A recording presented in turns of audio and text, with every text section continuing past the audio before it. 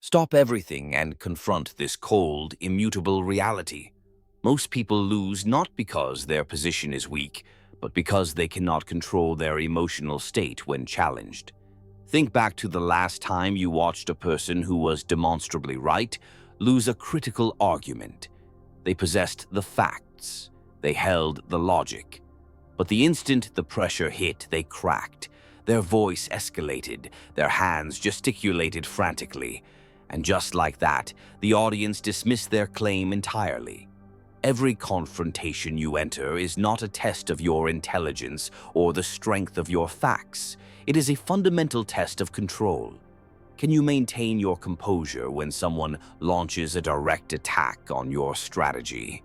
Can you think with surgical clarity when your heart is hammering against your ribs? Can you speak with measured, deliberate calm when every impulse within you is screaming to explode? If you can execute this disciplined composure, you win. You don't just win the minor argument. You win respect, profound trust, and enduring power. Machiavelli understood a truth that the reactive masses still miss today. Power doesn't belong to the loudest voice in the room.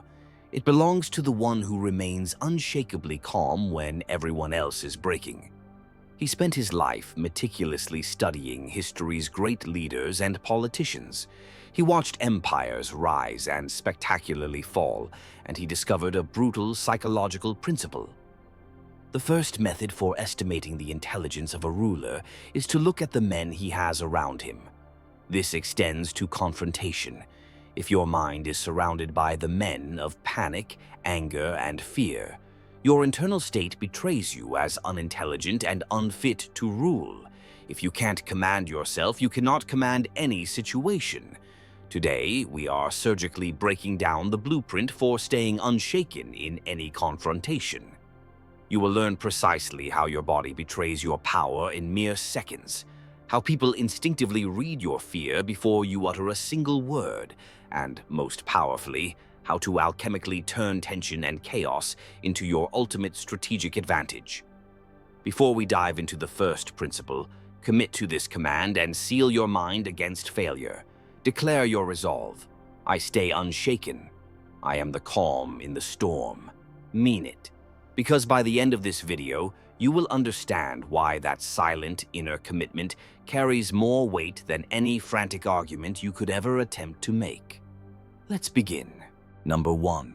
Steadiness commands trust. Excuses breed doubt. Here is what most people get fundamentally wrong about confrontation. They believe victory is secured by having the right words. They waste mental energy meticulously rehearsing their perfect defense, preparing facts, and lining up their logic like weapons. But when the pressure of the moment hits, they deliver their perfect response, and nobody cares. In heated moments, the audience is not analyzing your verbal content the way you think they are. They are primarily watching you, reading you, and dissecting every micro-signal your body sends. Their subconscious is running an immediate triage. How steady is your voice? How calm is your face? How controlled is your breathing? Based on these nonverbal signals, they make a snap judgment about your credibility and strength. Machiavelli wrote, "Men are governed by appearances as much as by reality." He did not say appearances matter a little. He stated they matter as much as reality itself. In a confrontation, your visible composure is just as important as whether you are factually correct. The psychology of composure. To understand this, observe two rivals in a dispute. One possesses every factual truth, but his voice is shaky, he breaks eye contact, and he fidgets incessantly. The other may be partially incorrect, but he remains perfectly calm, speaks with measured pauses, and holds an unyielding gaze. Who instantly wins the trust of the observers? The calm one, every single time. Calmness projects reliability. It signals to people, this individual knows something I don't. This person is in complete control. Nervousness projects weakness. It signals, this person is hiding something or they don't even believe their own words. You can possess absolute truth and still lose the confrontation because you could not control your delivery. This means preparation is not just about what you say. It's about how you show up. When challenged, your first job isn't to defend your thesis. Your first job is to stay steady. If your tone remains calm, you appear instantly credible, even before you deliver the perfect answer. People will wait patiently for a calm person to speak. They will grant them the benefit of the doubt. They will not grant that patience to someone who is visibly panicking. Think about a critical job interview where you are asked a complex question you did not expect. You have two immediate options, one weak, one powerful. The panic response. You talk rapidly, stumble over syllables, frantically fill the silence, and your voice escalates. You see in the interviewer's eyes that you are losing them. The strategic response. You pause, take a deliberate breath, meet their eyes, and state calmly, "That is an excellent question. Let me structure my thoughts for a moment." You then take that necessary second with composure. Which response secures the job? The second one. Not because the eventual answer was necessarily better, but because the presence was stronger. This principle applies universally to arguments with your partner, high-stakes conversations with your boss, or public criticism. Your words matter less than your presence. Your logic matters less than your composure. Stay steady and people will trust you even when they disagree. Stay steady and you control the room even without all the answers. Steadiness is trust. Nervousness is doubt. Number 2. Steady body, sovereign mind. Let's move from theory to surgical specificity, because saying "stay calm" is a simple platitude. Executing it when your nervous system is screaming is strategic warfare.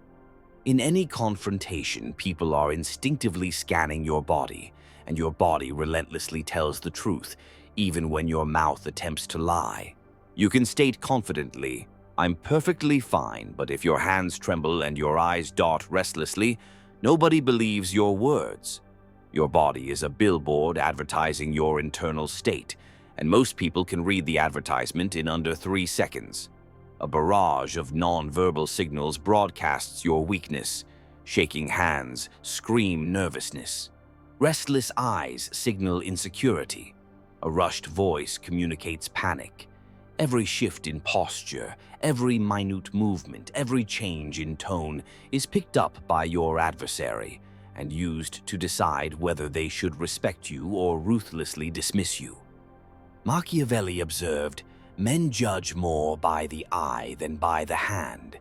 What they see in your physical composure matters more than the eloquence of your verbal argument. To stay truly unshaken, you must control your body first, because your mind takes its direction from your body, not the other way around. The psychological loop. Body controls brain. Most people think backwards. They believe calming their mind will eventually calm their body. But when you are hit with a confrontation, your nervous system is already fully activated. Trying to calm your mind with thought alone is like attempting to stop a speeding freight train by gently wishing it would stop. The strategic route is to control the output. Your brain follows cues from your body. If your body remains visibly calm, your brain receives the message, "The threat is manageable. We are safe." Your panic response is triggered by 3 controllable physiological anchors. Breathing. When stressed, your breathing accelerates and becomes shallow, signaling danger. This forces your prefrontal cortex, the part that handles logic and reasoning, to go offline. Your amygdala, the primitive fear center, takes over. This is precisely why people say foolish things in arguments. Your scared brain is driving, not your strategic brain. The fix. When you feel the heat rising, slow your breathing immediately. Inhale deep through your nose, exhale long through your mouth. Breathe from your diaphragm, not your chest. This simple act drops your heart rate and sends the all-clear signal to your brain, instantly restoring access to your strategic thinking. Posture and stillness. The fix. Stand or sit like you are in absolute control, not arrogant, but solid. When standing, plant your feet firmly. Eliminate weight shifting. When sitting, adopt a straight, upright posture. Most critically, eliminate unnecessary movement. Stop fidgeting with your pen, your hair, or your fingers. Every unnecessary movement broadcasts weakness and nervousness. Keep your hands visible and still, on the table, on your lap, or at your sides. A calm, controlled body makes you look steady to everyone watching, and more importantly, it makes you feel steady internally. Voice. The fix. When nervous, your voice naturally speeds up, gets higher, and fluctuates erratically. The moment your voice signals distress, people stop trusting your message. Slow it down. Speak at approximately 70% of your normal speed. Lower your pitch slightly. Keep the volume steady. If you need to pause, pause. Do not fill the silence with nervous laughter or ums. Let the silence sit there. Silence is power. It makes others uncomfortable, forcing them to fill the gap. And when they start talking, you are back in control. A calm, measured voice makes people stop and listen. It signals that you possess knowledge they lack. Here is the final secret. Calm body language doesn't just make you look strong, it forces others to doubt their own agitation. When you maintain absolute composure while someone else is visibly throwing energy at you, a profound psychological dissonance occurs in their mind. They expected you to match their intensity. When you don't, they begin to question themselves. Why am I so worked up? Why isn't this person scared? Do they know something I don't? Just like that, you have taken the psychological upper ground without raising your voice or increasing your heart rate. When someone challenges you hard, when the tension spikes, remember the 3 anchors. Slow your breathing, steady your posture, measure your voice, master your body, and your mind is compelled to follow. Master both, and no one can shake you. Number 3, detachment creates strategic clarity. Let's dissect the fatal mistake of taking things personally. Someone delivers a sharp criticism or questions your competence, and instantly you feel a visceral spike in your chest. That heat, that raw defensiveness, that inner voice screaming, "How dare they?" From that precise moment forward, you are no longer thinking clearly. You are reacting blindly, defending a fragile ego instead of dispassionately solving the problem at hand. That is the moment you lose. The instant you personalize a challenge, you cease being strategic, you stop thinking ahead, and you narrow your focus to winning only the immediate skirmish, regardless of the ultimate long-term cost. This is where detachment becomes your ultimate superpower. Detachment does not mandate that you become cold or uncaring. It means you forbid your emotions from hijacking your executive function when you need your intellect most. It means stepping back for a critical second, even mid-confrontation, and viewing the situation as an objective observer, not as a victim consumed by offense. Machiavelli provided the anchor for this philosophy. A wise man acts as he must, not as he feels.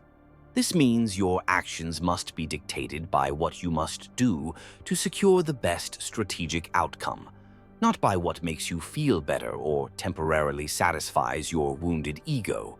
Most often, the superior action is to stay calm, stay detached, and respond intelligently instead of impulsively. To witness the power of detachment, consider a meeting where you present a project you've labored over for weeks. A colleague, David, brutally attacks it. "I don't think this will work. It's not realistic. We've tried things like this before." You face 2 absolute choices. The emotional response, acting as you felt. You take it personally, your voice tightens, and you snap. "Actually, David, if you'd read the full proposal, you'd see I address those concerns. This is nothing like before." Now the room is tense. David doubles down because you challenged him publicly. Even if your facts are perfect, you look weak because you couldn't handle criticism without losing composure. The detached response. Acting as you must. You instantly recognize David's comment as mere information. Maybe he's being difficult. Maybe he has a valid concern. Either way, your ego is irrelevant. You pause, nod calmly, and state, "That's a fair point, David. What specific concerns about feasibility worry you most? Let's dig into that." Watch the result. The tension drops instantly. The room sees you as reasonable and authoritative. David is forced either to explain his concern properly, thus helping you improve the idea, or to back down because he lacks a reasoned objection. You win not by fighting, but by staying clinically detached. The pause. Where power lives. Detachment is also your ironclad protection against regrettable words. How many men have sabotaged their goals by saying something harsh in the heat of the moment, spending days trying to mitigate the damage? This occurs because you were trapped inside your emotions, and your emotions demanded to strike back and win the immediate exchange. Detachment grants you space. Space to think, space to choose your words carefully, and space to ask, will what I'm about to say help me or hurt me long term? Since the answer is often hurt, you deliberately withhold it. That pause, that tiny, invaluable space between a provocative stimulus and your strategic response, is where your power lives. In that pause, you are no longer a victim or a reactor. You are choosing your response. And when you are choosing, you are in absolute control. When someone insults your competence, your instinct is to prove them wrong. But if you are detached, you see their action as a calculated provocation designed to make you lose control. If you react as they expect, you give them the victory. So you respond calmly, often with a dismissive, neutral statement, "Interesting perspective. Thank you for sharing." Then you move on as if their insult had zero impact. That is power. That is control. Machiavelli knew that whoever controls their emotions controls the outcome. Detachment creates clarity. Clarity creates better decisions. Better decisions create superior results. Number 4. Calmness, the ultimate source of leverage. Now, we move into the realm of true offensive strategy. Staying calm is not merely a defense mechanism, it is a powerful weapon that turns tension into leverage. When the environment turns hostile, when everyone is raising their voices, getting visibly emotional, and talking over each other in chaotic frenzies, your sustained calmness stands out like an anchor. The energy is purely chaotic. And then there is you, steady, quiet, refusing to contribute to the psychological noise. Immediately, you become the center of gravity in that room. People do not pay attention to you because you are loud. They pay attention because you are quiet in a room full of deafening noise. This is precisely where your leverage begins. When you maintain calm composure in chaos, others unconsciously follow your lead. They instinctively lower their voices to match yours. They slow down their mental processing. They look directly to you for direction, stability, and reassurance. You instantly become the anchor in the room, the one who possesses the air of control. In that critical moment, authority is not dictated by titles, age, or experience. Authority belongs to whoever appears least shaken. Pure Machiavelli. He understood that real authority is not granted by external labels. It is taken by the individual who commands presence. The psychology of perceived authority. Calmness is effective because it creates the illusion of competence, forcing people to believe you are more capable than you might internally feel. Once they believe that, they defer to your judgment, ask for your opinion, and look for your approval. That is leverage. Machiavelli wrote extensively about perception and power. Men are governed by appearances as much as by reality. He knew that a leader who appears strong is strong, even if his kingdom struggles.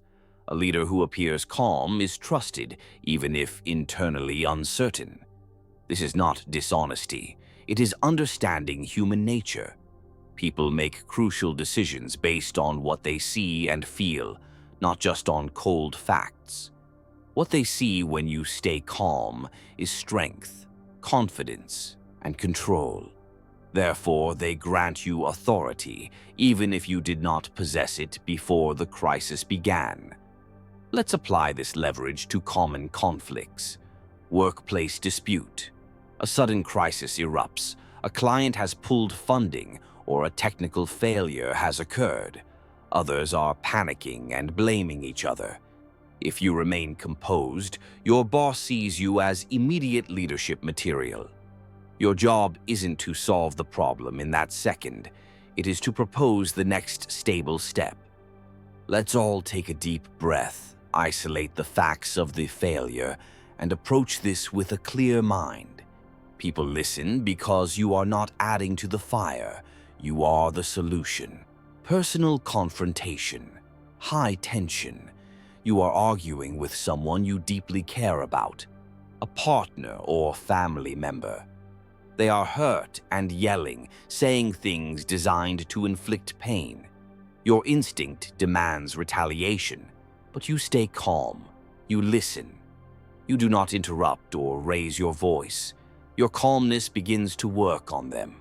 They feel uncomfortable being the only source of extreme emotion, and their agitation begins to dissipate. When they calm down, the real productive conversation can finally happen, replacing mutual damage with problem solving. That is leverage with them, not over them. Calmness doesn't just protect you, it transforms the entire dynamic. It turns tension into a profound opportunity to lead, to guide, and to create a superior outcome.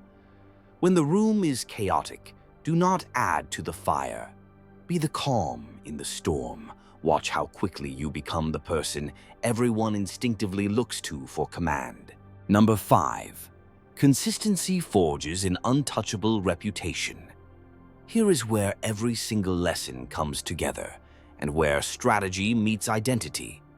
Staying calm once, in a single meeting, a single argument, or a single confrontation, is merely a good tactic.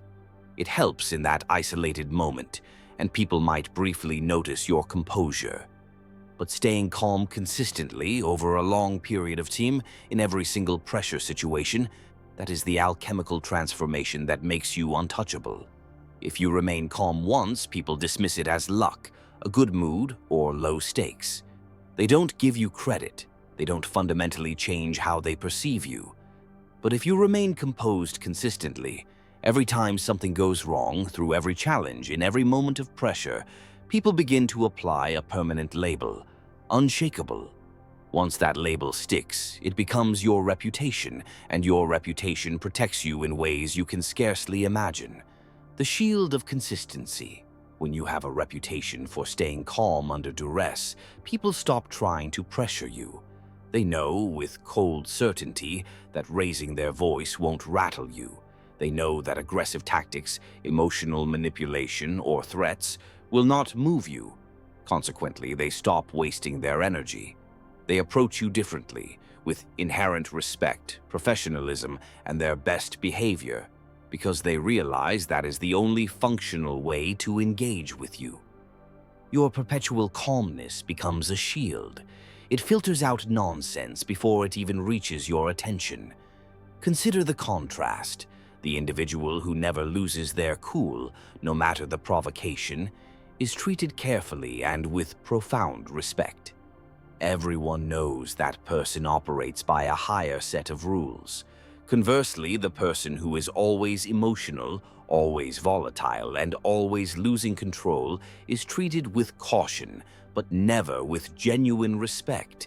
They are seen as unreliable and inconsistent. That difference in reputation dictates the quality of your entire life. Machiavelli understood this psychological mechanism intimately. Consistency separates respected leaders from those who are quickly forgotten. A leader who is sometimes merciful and sometimes cruel confuses their subjects, breeding distrust. But a leader who is consistently measured, consistently firm, and consistently calm creates predictable expectations. That predictability, strangely enough, builds trust. Even if people dislike an individual decision, they respect the unyielding consistency of the decision-maker, the compounding power of the long game. The same applies to you. When you are consistently calm, people learn that is your character, not just a fleeting mood. It becomes your identity. They will introduce you as, "You need to meet Alex, nothing rattles him." Or, "If there's a crisis, get Jordan in the room." They never panic. That reputation opens doors, creates strategic opportunities, and instantly makes people want you leading their projects and in their corner. Everyone wants to collaborate with someone who will not fall apart when pressure hits. But here is the unavoidable challenge. Building this reputation requires immense time and requires unflinching consistency. One single major loss of control can instantly undo months of steady, measured behavior because people remember explosions more vividly than they remember composure. To build an untouchable reputation, you must commit to this discipline always. This does not mean you must eliminate feeling. You can be frustrated, upset, or disappointed. It means you forbid those emotions from controlling your outward presentation. You feel them, process them privately, but publicly, you maintain your clarity, your steady voice, and your unshaken presence. Over time, that consistency compounds. Every time you handle a crisis with composure, people trust you more. Every time you refuse to be shaken, you add another brick to your wall of psychological protection. People will test you relentlessly early on, trying to see if you are real or just acting. But if you pass those tests, if you stay unshaken every single time, they stop testing. They accept this is your immutable identity, and they adjust their behavior accordingly. This is when you have won the long game. Now your reputation does the fighting for you. Respect over fear. Machiavelli stated, "It is better to be feared than loved if you cannot be both." But the highest strategic option is to be unshakable. When you are unshakable, people may not exactly fear you, and they might not love you, but they respect you deeply. Respect is more valuable than either fear or love, because respect for someone who never breaks lasts. Fear fades when you turn your back. Love fades when emotions change. But respect for unbending composure stays. If you internalize nothing else, internalize this. Calmness is not just a tactic, it is an identity. True strength in confrontation is not about volume or sharp comebacks. It is about unyielding steadiness. People will follow the one who doesn't flinch, who keeps their composure when everyone else is falling apart. You don't win arguments by being louder. You win by being untouchable. Practice this in small moments first. Traffic annoyances, minor professional snubs, family pushing old buttons. Stay calm. Breathe slow. Speak steady. Detach. Eventually, it becomes who you are in all situations. That's when you become truly unshaken.